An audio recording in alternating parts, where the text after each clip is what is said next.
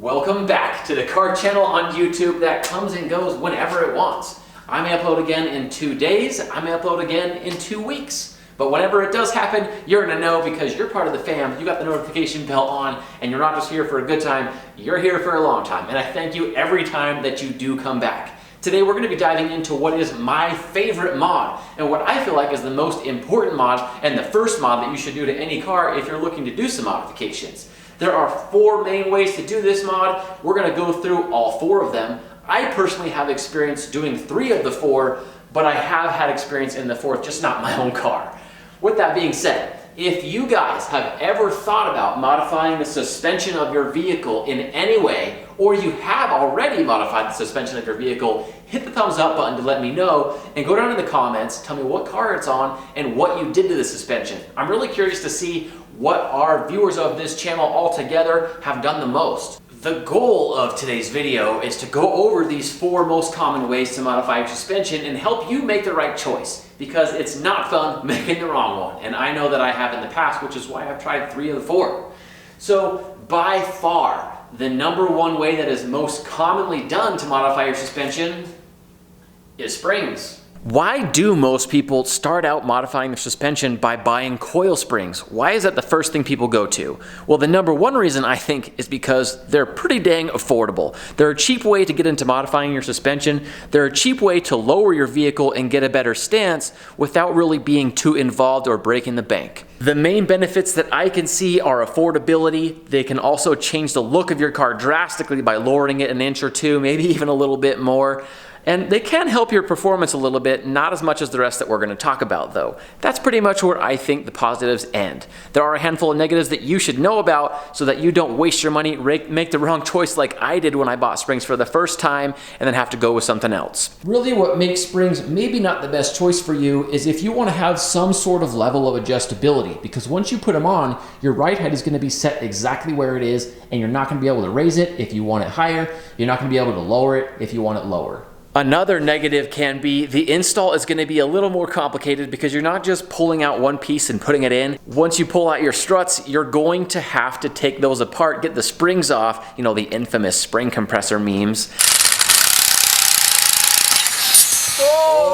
And then put those springs back on and put it back in. There's easier ways to modify your suspension, but maybe not cheaper. Also, if you put them on and you don't like the way your car rides, whether it didn't get stiff enough or there's still got too much body roll, or it got too stiff and you absolutely hate it, yeah, you're kind of stuck. There's no adjustability there. They're pretty much gonna be a set it and forget it, you're stuck kind of thing. Now don't let that deter you. Coil springs can be a really great way to modify your car if you're just getting into modifying suspension. Maybe you don't have that big of a budget and you just are really caring about ride height, not as much with the performance.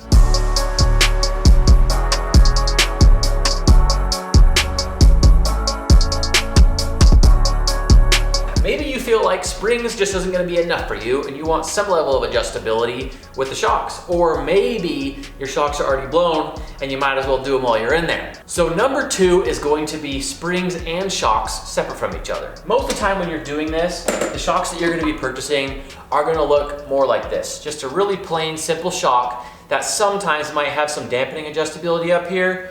Usually you still can't adjust ride height, but at least you're getting an improvement in your dampening capability along with your ride height adjustment and stiffer springs that you're probably getting when you get the springs. In the BMW world, it's really common to get Coney shocks and then whatever other springs and kind of mix and match, and you are going to get a lot better performance. This is a really good option for people who are daily driving their car and don't want a terrible ride and want to be able to adjust it to be nice and soft, and then maybe when you're doing more aggressive driving, want to be able to adjust it to be a little bit more stiff. There are going to be ones that are going to be better for daily drivers, ones that you definitely don't want to do on daily drivers, and this is one that I think is a nice fit for those who are spending a lot of time in their car.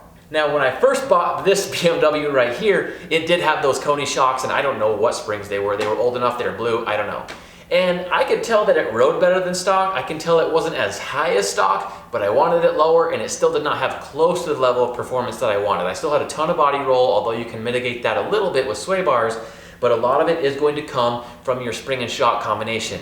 So then I moved on to what is my personal favorite, and that's what we're gonna talk about next, #3.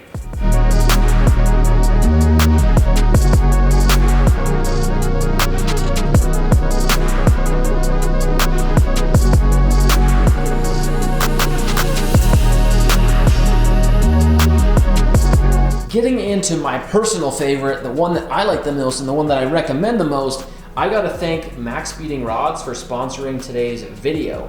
I needed a good set of coilovers that were fully featured, that had all the adjustability that I like, to be able to showcase to you guys so that I could explain these things, and they were happy to oblige and sent me this set. We're actually gonna be putting this set of coilovers on a Drift BMW E36 that will be used many, many times in a drift event. If you guys wanna see that, make sure that you stick to the end of the video where we're gonna give you an install and review. With that being said, coilovers, fully adjustable coilovers, definitely not just coilovers, fully adjustable coilovers are my favorite way that you can modify your suspension, and let me tell you why, because I think you're going to want to know. Fully adjustable coilovers like these, you're getting the best of both worlds when it comes to what we've already talked about with springs and then springs and shocks, except for it's all in one package. They're great because they're really easy to install. You just take out the old ones and pop these in. You don't have to worry about spring compressors or taking anything apart. It's just super simple to do. The features that you want to look for, though, not every set of coilovers have. Right now on my car, I have Megan's Spec RS coilovers. If you want to see my video about them, check this one out up here. But back to these Max Speeding Rods coilovers, these have all the features that you should want in a set of coilovers. Let me bring you a little bit closer and show you what these have, and then you can make a decision on what's going to be best for you. The first thing that's really great about fully adjustable coilovers is you're not stuck with the ride height. Especially if you're going to get a set of wheels, this is really, really useful because you can dial in that fitment to be perfect. If you're rubbing too much, you can raise it. If you're scraping too much, you can raise it. If you want to lower it a little bit more for that stance, or if you got some room to play with, you can lower it. Adjusting coilovers is very, very easy. You basically just use these locking collars and then thread these in and out to be able to raise and lower your car by lengthening or shortening the stroke and length of your coilover. Another very overlooked feature on coilovers are camber plates. These give you the adjustability to change the camber of your suspension and your wheel.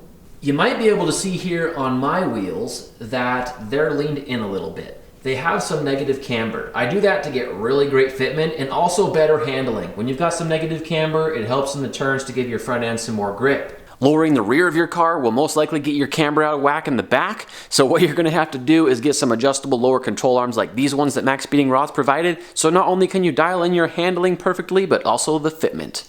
Another very, very important feature, especially if you're going to be daily driving your vehicle, and again is overlooked, is the ability, here, take a look real close, to adjust the dampening of your coilover. See how this twists, clicks? This adjusts how stiff or how compliant your shocks are going to be when controlling the ride of your vehicle. This allows you to have full control of how your car is going to ride. I've experienced coilovers that can be as soft, almost as soft as stock, but yet still allow you to stiffen those things up for more spirited driving, or if you ever take your car to the track. Modifying your suspension is something that you definitely want to do right, because it literally controls your entire car.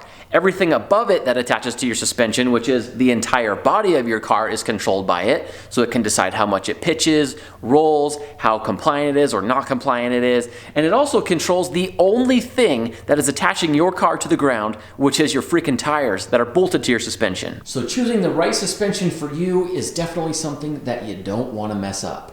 Something else that's really great about fully adjustable, fully featured coilovers is they will have these metal pillow ball upper joints here, and instead of having rubber. So that translates a lot more feel of the steering into your hands and just gives you more control because you understand more about what's going on with your car. It's going to be sharper, it's going to be more precise, and if you like performance driving, that's going to mean it's more fun. Now you may be thinking right now, with all this adjustability, maybe that's just a little bit more than you want to deal with because it sounds really complicated. But just as I showed you adjusting the ride height is easy, everything else is easy as well. To adjust these camber plates and change your level of negative or positive camber, all you have to do is just take these 4 bolts here, loosen them while your car's in the air, and then you can easily move your wheel around to exactly where you want it to be. When it comes to price, there can be a pretty big difference. The coilovers in my car I think retailed for $1,400 or $1,500. These Max Speeding Rods coilovers though are a really good budget option. Those will be ones you'd want to go for if you have a need, you want to fill it, and you don't want to break the bank, but you still want to have all the features. As I mentioned, these are going to be going on a drift car. The guy that I'm giving these to owns Salt City Drift, and he loves these Max Speeding Rods coilovers. He said he likes them than a lot of others that he tried. They end up lasting pretty well, and they give the car pretty good control. But coilovers, they do have some downsides. One is they're not very adjustable on the fly. They can be a little bit more expensive. So if you need more adjustability and you're willing to pay even more money than most coilovers are, there is a fourth option. Bags. Now, I'm not super into bags. I've never really put them on my car because they're not the best when it comes to performance, although they are still surprisingly good. Most people get bags because they want really good wheel fitment. They love that stance look, or they just want to be able to freaking slam that thing, but then not have to worry about speed bumps or getting in and out of lots. They're great, and honestly, a lot more people are using them now than used to because of their adjustability. You just push a button and you can raise your car up, or you push another button and you can lower your car down. And you can set these different ride heights. So you can be pushing these buttons and your car will go to the same spot that you want it to consistently every time. So those are really the main positives of bags. There are still gonna be some negatives. One is the price, like I mentioned. Two, they're typically a little higher maintenance. Sometimes you're gonna be chasing down air leaks and figuring out where that's coming from. Sometimes you're gonna have to be replacing modules or air pumps.